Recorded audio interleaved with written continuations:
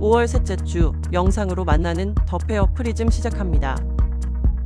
대학생 10명 중 8명은 학업과 아르바이트를 병행할 계획이라고 합니다.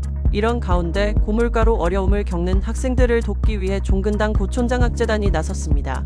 1973년 설립된 재단은 기업이윤의 사회환원을 목표로 종근당 창업주 고촌 이종근 회장의 사재로 설립된 장학재단으로 지금까지 1만여 명의 장학생에게 711억 원을 지원했습니다. 경제적 어려움으로 학업을 포기하는 인재들이 없어야 한다는 고촌 이종근 회장의 신념하에 만들어진 장학재단은 해외 장학생까지 지원 범위를 확대하고 있습니다. 매년 180여 명의 학생을 선발해 학자금과 생활비 13억 원을 대부분 무상 지원하고 있습니다.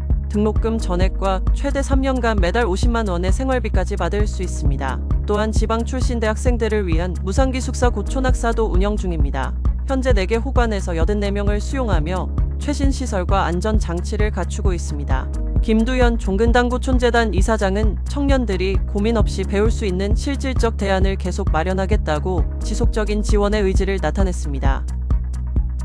CJ대한통운이 스마트 물류 구현을 위해 적극적으로 나서고 있습니다. 지난 2021년 CJ대한통운 강신호 대표이사는 첨단 물류기술 기반으로 혁신기술 산업이 돼야 한다고 강조했습니다. CJ대한통운은 2조 5천억 원을 들여 로봇, AI, 데이터 중심의 첨단 기술 확보에 나섰고 혁신의 시도는 속속들이 결과로 나타나고 있습니다.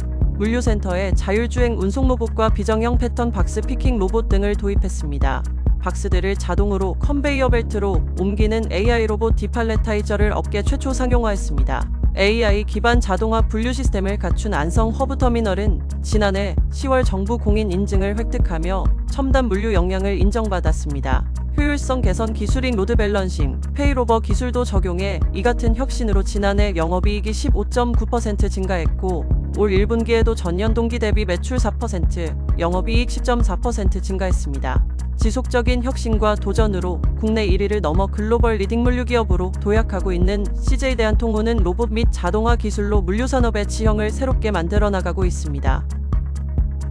새마을금고 중앙회가 700억 원대 불법 대출 사건에 관련해 불법 대출로 지점이 파산했다는 내용은 사실이 아니라고 해명했습니다. 대출 사고가 발생한 금고는 정상 운영이 불가하다는 판단 하에 인근 새마을금고와의 합병 조치를 취했다고 설명했습니다. 대출 사고가 발생한 해당 지점은 흡수합병된 뒤 정상 운영 중이며 회원의 예금 및 출자금은 전액 보장돼 합병금고로 이관돼 회원 피해가 발생하지 않은 것으로 전해졌습니다. 새마을금고 측은 불법행위 근절과 고객 보호를 위해 최선을 다하겠다며 행안부 지도 아래 신뢰받는 새마을금고로 거듭나겠다고 말했습니다. 한편 새마을금고는 지난 2일 서울 관악구에서 가정이달 맞이 나눔 봉사활동도 펼쳤습니다. 마을 어르신들께 식사를 제공하고 꽃을 증정하는 등 지역사회의 나눔을 실천했습니다. 코웨이가 올해 1분기 매출 1조 18억 원, 영업이익 1937억 원을 기록했습니다. 매출과 영업이익이 전년 동기 대비 각각 5.6%, 10.3% 증가했습니다. 국내 매출은 정수기와 비렉스 제품 호조로 5.5% 늘었고 해외에서는 미국과 태국 법인 실적이 전년 동기 대비 각각 15.7%, 36.2% 늘었습니다. 김순태 코웨이 CFO는 4개 분기 연속 매출 1조 원을 넘어서는 등 안정적인 실적을 이어가고 있다며 2분기에는 2024년형 아이콘 얼음 정수기를 비롯해 비렉스 브랜드 혁신 제품 등을 앞세워 안정적 경영 실적이 이어질 수 있도록 최선의 노력을 다할 것이라고 말했습니다. 한편 코웨이는 최근 사용자 맞춤 기능을 강화한 2024년형 아이콘 얼음 정수기를 출시했습니다. KB금융그룹이 어려운 금융용어를 쉽게 풀어낸 KB고객 언어 가이드를 발간했습니다. 이 가이드에는 목소리와 말투, 글쓰기 원칙, 표기 규칙 등이 담겼습니다. 고객이 이해하기 쉬운 용어와 표현을 사용하도록 제안했습니다.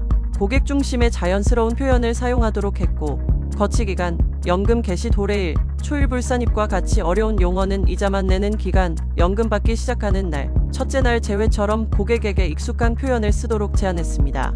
어려운 금융용어를 일상용어로 바꾼 KB건장용어도 공개했습니다.